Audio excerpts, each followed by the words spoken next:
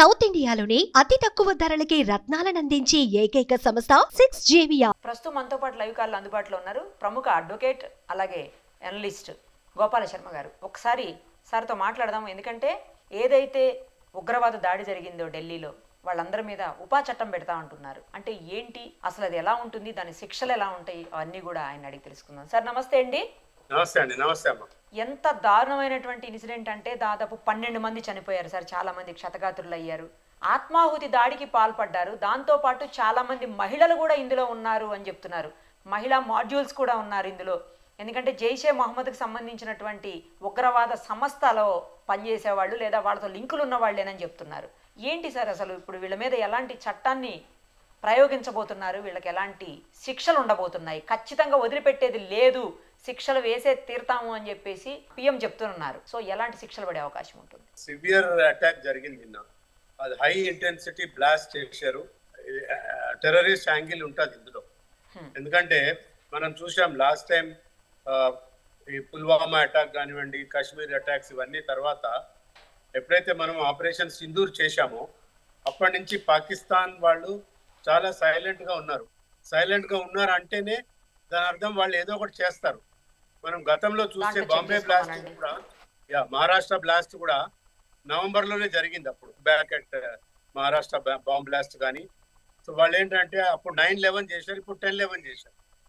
So ఇది ఒక మొత్తంగా కాన్స్పిరసీ. పాకిస్తాన్ యాంగిల్ ఉంది, టెర్రరిస్ట్ యాంగిల్ ఉంది, జైషే మహమ్మద్ యాంగిల్ ఉంటుంది, అన్ని యాంగిల్స్ ఉంటాయి.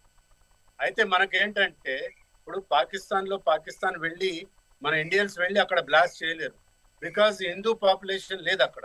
బట్ వేరేజ్ మన దగ్గర మనకు రాజ్యాంగం కల్పించిన ఆర్టికల్ 25 అనుకోండి, 30 అనుకోండి, వీటన్నిటిని కూడా దుర్వినియోగపరిచి ఈ టెర్రరిస్ట్ యాక్టివిటీస్ చేస్తున్నారు. అయితే వీటన్నిటి కూడా 1967లో మనకు అన్లాఫుల్ యాక్టివిటీస్ ప్రివెన్షన్ యాక్ట్ అనేది ఒకటి పెట్టారు. అందులో ఏంటంటే మినిమం 5 years బెయిల్ కూడా ఉండదు. ఒకవేళ అంటే without notice, without issue any notice, police has power to investigate and arrest anybody. Suspect ఉన్నా కూడా, జస్ట్ అనుమానం వచ్చినా కూడా వాళ్ళని అరెస్ట్ చేయొచ్చు. ఇందులో జరిగింది అదే. నిన్న మనం చూసాం ఫరీదాబాద్ హర్యానాలో ఒక డాక్టర్ ఇంట్లో 2,900 కిలోల బ్లాస్ట్ మెటీరియల్ దొరికింది. అంటే మనం ఎక్కడ చూసినా కూడా, ఈవెన్ మనకు హైదరాబాద్ లో ఓల్డ్ సిటీలో కూడా ప్రభుత్వాలు కనుక చిత్తశుద్ధితో పనిచేసి రేడ్ చేస్తే అంతకన్నా ఎక్కువ బ్లాస్ట్ మెటీరియల్ దొరుకుతుందండి. మనం చూస్తున్నాం ఇప్పుడు హైదరాబాద్ లో రోహింగ్యాస్ కొన్ని వేల మంది ఉన్నారు, ఇల్లీగల్ ఇమిగ్రెంట్స్ కొన్ని వందల మంది, లక్షల మంది ఇండియాలో వచ్చి ఉన్నారు. అస్సాంలో కానీ, బెంగాల్లో కానీ, ముర్షిదాబాద్, మాల్డా, తర్వాత బీహార్, ఇన్ఫిల్ట్రేటర్స్ ఎక్కువ అవ్వటం వల్ల టెర్రరిస్ట్ యాక్టివిటీస్ పెరిగిపోతున్నాయి భారతదేశంలో. వాళ్ళ సింగిల్ పాయింట్ ఎజెండా ఏంటంటే భారతదేశాన్ని అస్థిరపరచాలి, ఇక్కడ పొలిటికల్ ఇన్స్టెబిలిటీ క్రియేట్ చేసి మన దేశాన్ని హస్తగతం చేసుకోవాలి. That is the only motto. కాబట్టి దీని మీద చాలా తీవ్రమైన చర్యలు ఉండాలి. ఎట్టి పరిస్థితుల్లో పొలిటికల్ ఇంటర్ఫియరెన్స్ అనేది, ముఖ్యంగా అపోజిషన్ పార్టీస్, ఎనీ బ్లాస్ట్ తీసుకోండి మీరు, కాశ్మీర్ లో అటాక్స్ జరిగినా కూడా, బాంబేలో అటాక్స్ జరిగినా కూడా పొలిటికల్ పార్టీస్ అసలు మాట్లాడరు, నోరు మెదపరు. వాళ్ళు కేవలం భారతీయ జనతా పార్టీయే మాట్లాడుతుంది. మరి కాంగ్రెస్ ఎందుకు మాట్లాడదు టెర్రరిస్ట్ యాక్టివిటీస్ మీద? మిగతా కమ్యూనిస్ట్ పార్టీలు ఎందుకు మాట్లాడరు? వాళ్ళకి ఒక చిత్తశుద్ధి ఉండదు, దేశం పట్ల గౌరవం ఉండదు, దేశభక్తి ఉండదు. కాబట్టి ఇట్లాంటి యాక్టివిటీస్ జరుగుతున్నాయి.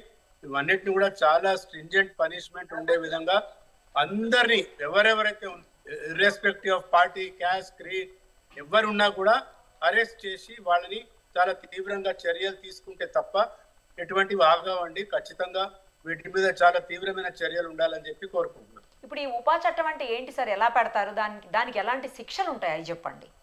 అన్లాఫుల్ యాక్టివిటీస్ ప్రివెన్షన్ యాక్ట్ 1967 అమ్మా ఇది.